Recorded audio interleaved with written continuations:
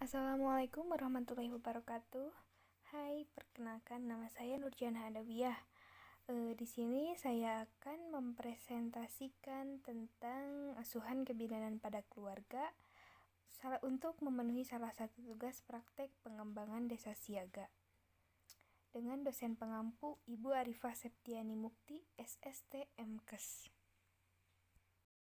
Asuhan kebidanan pada keluarga Tuan R yang mengalami bendungan ASI pada masa nifas di Desa Sukamenak, Kabupaten Tasikmalaya. Pada masa nifas, bendungan ASI dapat menjadi awal terjadinya bendungan ASI. Bendungan ASI disebabkan karena pengosongan payudara yang tidak sempurna, karena teknik menyusui yang tidak benar, pemakaian bra yang terlalu ketat, dan pengisapan bayi yang kurang kuat. Mastitis dapat terjadi akibat kuman di mana kuman penyebab tersering mastitis yaitu bakteri Staphylococcus aureus. Menurut Prawi Roharjo 2013. Penanganan terbaik untuk mastitis adalah dengan pencegahan. Pencegahan yang dapat dilakukan dengan mencuci tangan menggunakan sabun, mencegah bendungan ASI dengan menyusui sejak awal dan sering, teknik menyusui yang benar, dan menghindari kontak dekat dengan orang yang menderita Staphylococcus. Menurut Varney et al. 2007. Kemudian tujuan umum dan tujuan khusus. Tujuan umum, tujuan laporan penelitian ini untuk memberikan asuhan kebidanan pada ibu nifas dengan bendungan ASI. Tujuan khususnya, setelah melaksanakan praktik ini, mahasiswa dapat melakukan pengkajian kepada Tuan R khususnya tentang masalah bendungan ASI di wilayah Desa Sukamenak, Kabupaten Tasikmalaya. Yang kedua, menginterpretasikan masalah apa saja yang terjadi pada keluarga Tuan R. Yang ketiga, menentukan diagnosis potensial apa yang terjadi pada keluarga binaan. Yang keempat, menentukan antisipasi masalah. Yang kelima, melakukan perencanaan terhadap masalah yang terjadi. Yang keenam, melaksanaan perencanaan yang telah dibuat. Dan yang ketujuh, melakukan evaluasi terhadap tindakan yang telah dilaksanakan. Adapun manfaatnya, yang pertama untuk keluarga, diharapkan dapat mengurangi kecemasan keluarga tentang keluhan yang dialami selama masalah itu terjadi. Dan bagi mahasiswa diharapkan mampu mengaplikasikan antara teori yang diperoleh di akademik dengan praktik-praktik yang dihadapkan. Kemudian langsung saja ke pembahasan. Di sini saya akan sedikit menjelaskan tentang bendungan ASI, penyebab bendungan ASI, cara mengatasi bendungan ASI, dan cara perawatan payudara. Bendungan ASI. Bendungan air susu ibu adalah pembendungan air susu karena penyempitan ductus lactiferi atau oleh kelenjar-kelenjar tidak dikosongkan dengan sempurna atau karena kelainan pada puting susu. Bendungan air susu dapat terjadi pada hari kedua atau ketiga ketika payudara telah memproduksi air susu. Bendungan disebabkan oleh pengeluaran air susu yang tidak lancar karena pengeluaran air susu yang tidak lancar. Karena bayi tidak cukup sering menyusu, produksi meningkat, keterlambatan menyusukan, hubungan dengan bayi yang kurang baik, dan dapat pula karena adanya pembatasan waktu menyusui. Jadi, apabila nyeri ibu tidak mau menyusu, keadaan ini akan berlanjut. ASI yang disekresi akan menumpuk sehingga payudara bertambah tegang. Pada saat ini, payudara akan lebih meningkat. Ibu demam dan payudara terasa nyeri. Bila ini terjadi, maka bayi akan sulit menyusu. Nah, berikut adalah penyebab bendungan ASI. Yang pertama, pengosongan mamai atau pengosongan payudara yang tidak sempurna. Yang kedua, faktor hisapan bayi yang tidak aktif atau kurang kuat. Yang ketiga, posisi menyusui bayi yang tidak benar. Yang keempat, puting susu terbenam.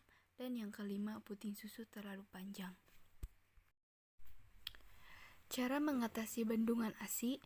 Yang pertama, anjurkan ibu untuk tetap menyusui bayinya. Yang kedua, anjurkan ibu untuk melakukan postnatal breast care. Yang ketiga, lakukan pengompresan dengan air hangat sebelum menyusui dan kompres air dingin sesudah menyusui untuk mengurangi rasa nyeri. Yang keempat, gunakan BH yang menopang. Dan yang kelima, berikan paracetamol 500 mg untuk mengurangi rasa nyeri dan menurunkan panas. Nah, yang terakhir yaitu cara perawatan payudara. Dengan tangan yang sudah dilicinkan dengan minyak, lakukan pengurutan 3 macam cara. Yang pertama, tempatkan kedua telapak tangan di antara kedua payudara, kemudian urut ke atas, terus ke samping, ke bawah, dan melintang, hingga tangan menyangga payudara, kemudian lepaskan tangan dari payudara.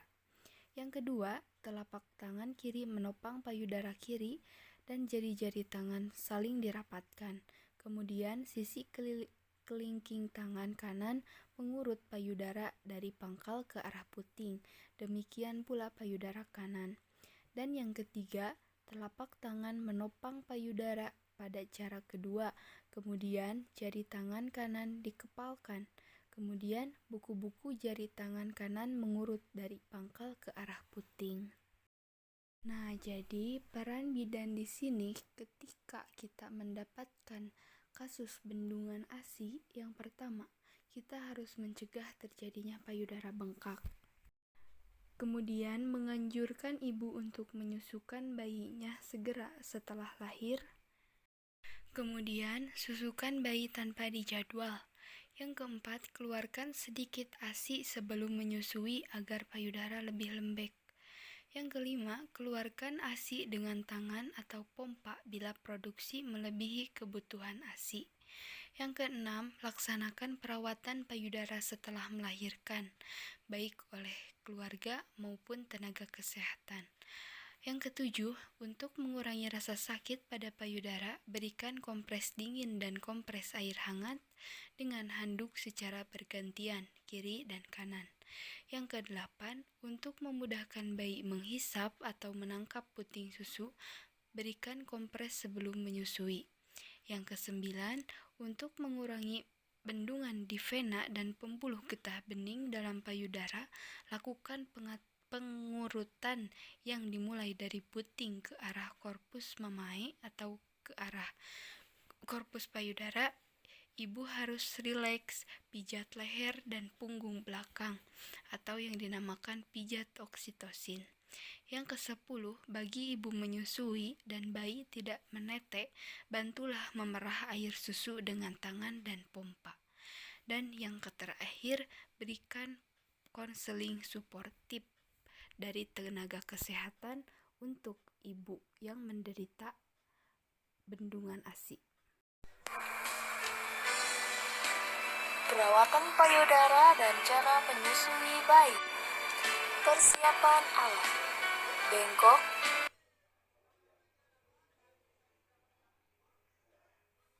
termos, pantom bayi, pantom payudara, 2 buah waskom, 2 buah waslap, baby oil, kom kecil, kapas sublimat dalam kom, peniti, dan 2 buah handuk. Sikap: menunjukkan sikap tenang, menyambut dan menyapa pasien, menjelaskan tujuan dan prosedur dari tindakan yang akan dilakukan, merespon reaksi pasien dengan tepat dan kontak mata, mengecek kembali alat-alat yang telah kita siapkan, menjaga privasi pasien, membuka pakaian ibu. Menyarankan ibu untuk menggunakan pakaian dan bra yang mempunyai kancing membuka di depan agar tidak perlu membuka seluruh pakaian setiap kali akan menyusui. Memasangkan handuk pada ibu dan memasang peniti. Mencuci tangan dengan air yang mengalir. Menyiapkan kapas dalam kom dan tuangkan sedikit minyak ke dalam kom kecil. Melakukan pengompresan puting susu dengan kapas minyak sampai menutup areola mamae. Menunjukkan sikap sopan, tenang dalam pengompresan puting susu dalam perawatan payudara kurang lebih 5 menit. Membersihkan puting susu dari alat puting susu keluar sampai mengupas kulit pisang Ulangi sampai bersih, kemudian bersihkan kembali. Melakukan pengurutan pada payudara dengan urutan langkah 1, licin telapak tangan dengan sedikit minyak. Kedua tangan ditempatkan di antara kedua payudara, kemudian lakukan pengurutan dimulai arah ke atas, samping, ke bawah, dan melintang, sehingga tangan menyangga payudara dan dilepaskan dari payudara. Lakukan pengurutan sebanyak 30 kali selama 5 menit. Langkah kedua, licinkan telapak tangan dengan minyak. Telapak tangan kiri menopang payudara kiri, 3 jari tangan kanan membuat gerakan memutar sambil menekan mulai dari pangkal payudara sampai pada puting susu. Lakukan tahapan yang sama pada payudara kanan. Lakukan 2 kali, geserkan pada tiap payudara. Langkah ketiga, licinkan telapak tangan dengan minyak. Telapak tangan kiri menopang payudara kiri. Lakukan pengurutan payudara dengan sisi kelingking dari arah tepi ke arah puting susu. Lakukan tahapan yang sama pada payudara kanan. Lakukan pengurutan sebanyak 30 kali selama 5 menit. Melakukan pengompresan. Kompres air hangat dan air dingin secara bergantian selama 5 menit. Mengeringkan payudara dengan handuk atau wastafel kering. Lakukan masase pada punggung ibu dengan gerakan memutar dari bawah ke atas dan kembali lagi ke bawah. Mengevaluasi pasien dengan meminta pasien menyebutkan perawatan payudara beberapa langkah yang telah dilakukan. Meletakkan kepala bayi pada siku ibu, kemudian sangga punggung bayi dengan lengan bawah ibu. Telapak tangan ibu memegang atau menahan bokong atau paha atas bayi. Posisi kepala dan tubuh bayi lurus. Tubuh bayi menghadap dada ibu, sehingga mulut bayi tepat di depan puting ibu. Dekatkan tubuh bayi hingga perut bayi menempel pada perut ibu. Menekan aerola memae antara ibu jari dan jari telunjuk, sehingga keluar beberapa tetes air ASI ibu, lalu oleskan pada puting susu dan aerola memae di sekitar sebelum menyusui. Memegang payudara dengan posisi ibu jari di atas dan 4 jari lainnya di bawah. Menyentuhkan puting susu ibu pada bibir atau pipi bayi. Saat mulut bayi terbuka lebar, masukkan puting susu ibu dan sebagian besar aerola mamae bagian bawah masuk ke dalam. Bila akan melepaskan isapan mulut bayi dari puting susu dengan cara memasukkan jari kelingking antara mulut bayi dan payudara lalu tekan dagu bayi ke bawah, maka isapan akan terlepas kemudian ganti dengan menyusui payudara yang satunya. Masing-masing kurang lebih 10 menit. Menyendawakan bayi. Merapikan kembali pasien. Membereskan alat-alat sesuai dengan langkah pengompresan alat. Mencuci tangan dengan sabun dan air mengalir. Melakukan konseling sesuai kebutuhan pasien. Memberikan ASI sesering mungkin sesuai kebutuhan bayi. Membersihkan puting susu 1 hari 2 kali. Pemberian ASI eksklusif sampai dengan 6 bulan. Asupan gizi masa nifas. Sekian dan terima kasih presentasi atau laporan asuhan pada keluarga yang sudah saya paparkan. Semoga bermanfaat bagi kita semua. Mohon maaf apabila banyak kesalahan dalam penulisan ataupun dalam cara saya mempresentasikan. Wabillahi taufik wal hidayah. Wassalamualaikum warahmatullahi wabarakatuh.